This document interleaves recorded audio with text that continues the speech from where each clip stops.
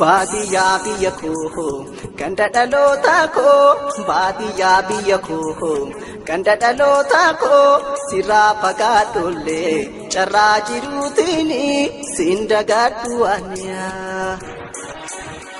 Gandiyaa kakilee abaabilee kiyyaa na dura mul'ata een warra kiyyaa.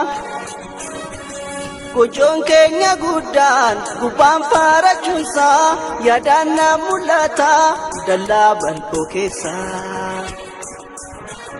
Tulaa galabaatiif gootaraan midhaanii fagoo na mul'atu tarree dhaabbatanii. Oyruun karaa maddii asheenni masnoota ililliin daraaree na dura mul'ata baddeessaaf kurkuraan na dura mul'ata. Gasaara raafannee yeroo loon tiksinu godaan keessa fiignee burraaqnee taphannu.